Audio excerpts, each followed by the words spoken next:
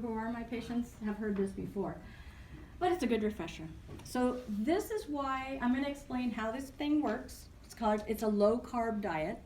Okay, so you have to understand why low carb works and grieve the loss of things that you're not going to be eating for a while, because that got us into the problem in the first place. So carbs, what are carbs? Carbohydrates are how plants store sugar or glucose. So you have rice, pasta, beans, potatoes, chips, oatmeal, what are there other starchy things? Bread. Bananas, light, high sugar things, okay? Carbohydrates, when you look on a label and you see carbohydrates, they're talking about chains of sugar, okay, typically in a plant. Chains of glucose, when your body eats that, what does it do? It cleaves off in the digestive system and it takes it up into the bloodstream. So that sugar molecule gets taken up into the bloodstream. Depending on how much carbs are in that meal that you ate, the blood sugar is going to go a certain level, right? Past a certain point, that triggers the release of something called insulin from the pancreas. Insulin is a hormone designed to do one thing. What? Oops, I forgot my other little thingies. Oh well, we'll do this. So it's designed to store. That's insulin's purpose. Insulin's purpose is to say, you have too much sugar. I don't like sugar. The tissues don't like too much sugar. It's toxic. It's toxic for lots of different structures and organs. So those of you with diabetes know that we're always talking about getting those sugars down, because if it's too high, what happens? You produce, and so type 2 diabetes, which happens when you're overweight, those people have too much insulin in their system. And their body's always in store mode. So what happens when you store it? Okay, well, the first place that it goes is to something called glycogen. And that's how people store carbs, okay? That's how people store that sugar. It's not, that's plants, this is people.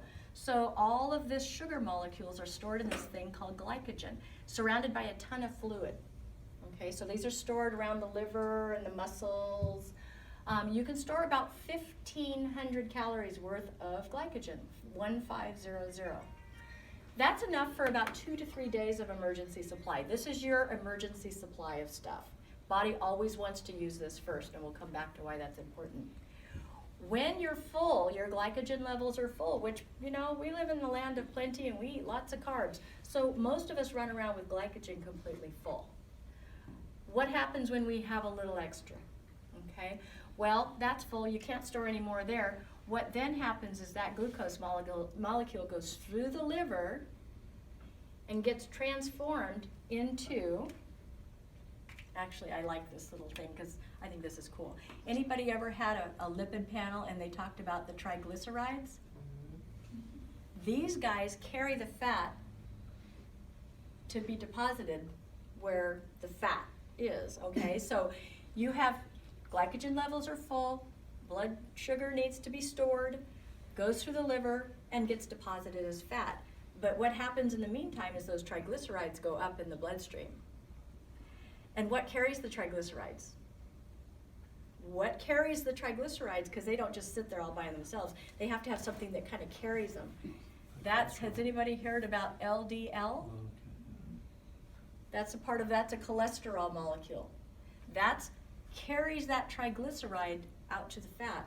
So what happens when you have too much, when we have plenty, is the triglycerides go up and the LDL cholesterol goes up because it's needed to carry the triglycerides.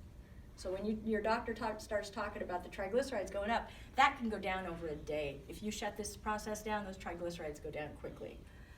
But anyways, so this is how your body stores nutrition, all right? Which is very important because when you're saying, okay, you go to your doctor, doctor says, well, if it was me, I'm saying, you're too fat, you need to lose weight. No, I wouldn't say that. I'm just saying, well, there's some things that may get better if you thought about losing some weight. And so we talk about what things they've done in the past and what worked and what didn't and what they're, but I don't just tell them to exercise and cut the calories anymore. Because what happens? So you go in and you say, okay, I'm just going to cut the calories. I'm going to go on a low-calorie diet, and I'm going to exercise.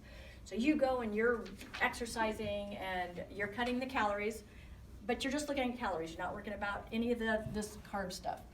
So what happens is, say you're trying to lose that weight and you're really working hard at it. You're doing so good, but you're still, insulin's too high. You're still storing the glycogen. Whenever you eat, this gets full. And this will always, when you're cutting calories, this will always be used up first. The body is smart. It's not going to take it from the fat when it's got this. This is easy. This takes more effort for the body, and it will always use this because this is what kept us alive for thousands of years. So if you're dieting, and you're kind of going down a little bit on the glycogen, your body is saying, hey, eat, because that's what, I mean, if you're getting low, your body's saying, eat. So you're hungry a lot, and it's not comfortable. And if you're always in a state of that, you're always going to be hungry when you're dieting. And you're going to give up because it sucks to be hungry all the time. So that's why diets don't work, because you keep really filling and losing those glycogen stores over and over again, never really getting to the fat. So how do you trick your body into using the fat? That's where this low carb stuff comes in. So if we're going to go on a low carb kind of plan, there's a very specific metabolic state that your body has to be in for this to work. And it's not easy to get that doing it yourself, because I've totally broken apart this whole low carb plan. And I've taught people how to do it, and they can do it, but it's not easy because the tools are hard to find out there. Because most, you go to these bars and you look at them and you're like, wow, that's a lot of carbs. But it's supposed to be healthy for you. It's a protein bar or something. But it's got way too many carbs. You're just not going to lose weight with that. So there are very specific things you can do. So what we do is we cut the carbs down. So you're not getting so many carbs with every meal. It's very, very specific. If you go above, if you kind of say, oh, well, just a little bit more, then you're going to spike that sugar too high, and the insulin is going to kick in. So what we're trying to do is keep it from that line. All right? We don't want to go above that certain point where the insulin kicks in. So that insulin starts to become a non-issue. It's out of the equation. So we take that insulin out of it. And we're running a calorie deficit, right? Okay, so you're going to have to cut the calories. So for the first 2 to 3 days, what gets used up? Because you're not storing any more glycogen. What you're doing is using up the glycogen that's there. The body always uses that first, always. And glycogen isn't stored in a dry powder. It has a lot of fluid around it. So for the first few days on these type of a diet sort of restructuring, is you're gonna pee like a racehorse. That's what I tell you, you're gonna pee like a racehorse. If anybody's seen a racehorse pee, it's pretty lot. There's a lot. So, but also what's really cool about that, because you're really purging a lot of fluid, is that a lot of your puffiness goes away. The first things people will notice is like, oh my gosh, my swelling is gone. Oh, my joints don't hurt as much, because there's a lot of fluid that's stored in there. So when that glycogen comes off, 2 to 3 days, it takes for that to be depleted. By about the 4th day, the body will then start using fat for fuel. And this goes the other way. Okay? So when the body says, I'm not getting enough external nutrition, I need to use my stores, it will only be able to take it from the fat, because you have to, and another thing about this program is that you have to get enough protein so that it doesn't take it from the muscle. That's another source that you want to maintain, because that gives you energy and strong, and you just don't want to eat up your own muscles. So you have to get enough protein, the carbs have to be at a certain point, and the calorie deficit means that the only place it can take it is from your fat stores, which is what you want. So you basically shut this out. It's no longer there. So what happens when the fat goes mobilizing? It goes back through the liver and gets processed by these little guys, these little enzymes in the liver that are very, very lazy right now because they hardly ever get used, right? Because we live in the land of plenty. So when these liver enzymes start to turn fat into fuel, usable fuel, they're not very good at it for the first 2 to 3 weeks. About 2 to 3 weeks, they're sucky. They're kind of like, I don't want to wake up. But after a while, they get better and better and better, and more of them get upregulated, and pretty soon they're like, I call it a well-oiled machine, and you're just basically, they call it fat burning. So if you look at the very last page, it talks about fat burning. This is what the process that they're talking about is.